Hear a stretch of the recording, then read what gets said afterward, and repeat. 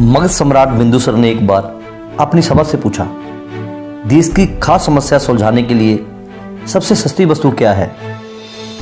मंत्रिपरिषद तथा अन्य सदस्य सोच में पड़ गए।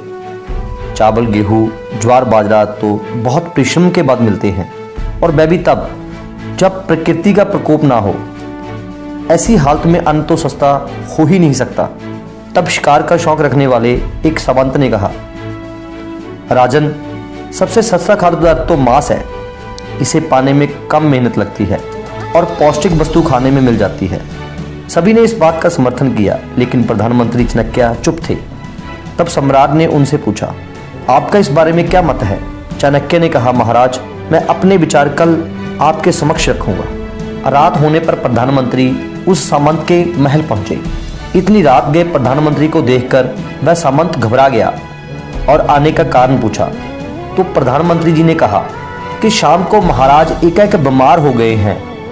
राज्य वैद्य ने कहा है कि किसी बड़े आदमी के हृदय का 2 तोला मांस मिल जाए तो राजा के प्राण बच सकते हैं।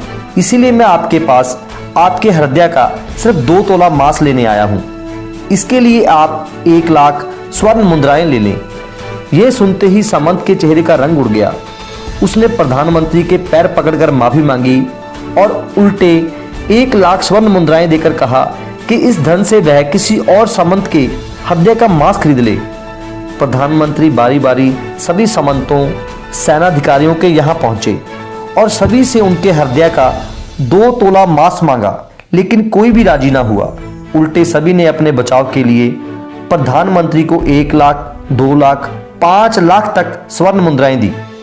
इस प्रकार करीब 2 करोड़ स्वर्ण मुद्राओं का संग्रह कर प्रधानमंत्री सवेरा होने से पहले अपने महल पहुंचे और समय पर राज्यसभा में प्रधानमंत्री ने राजा के समक्ष 2 करोड़ स्वर्ण मुद्राएं रख दी। सम्राट ने पूछा, ये सब क्या है।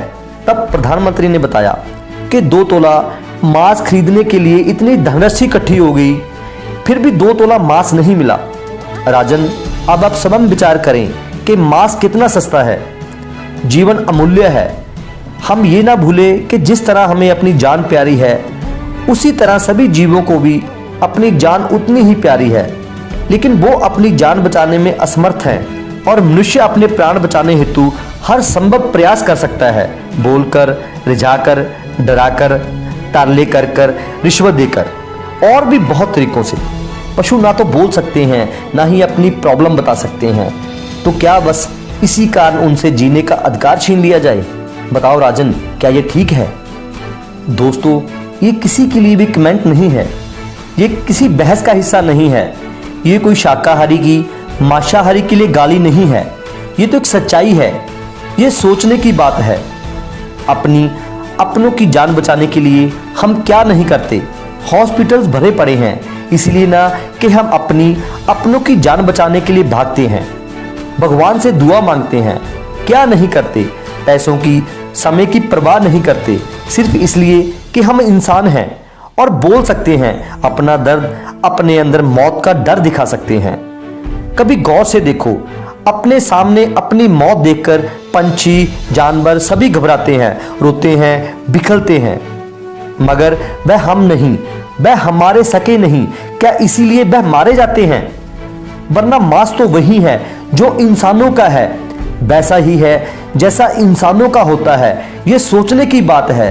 तो जरा सोचो दोस्तों, यदि ये वीडियो आपको अच्छी लगी तो इसे लाइक करें, शेयर करें, कमेंट करें, सब्सक्राइब करें और बेल के बटन को दबाएं नोटिफिकेशन के लिए।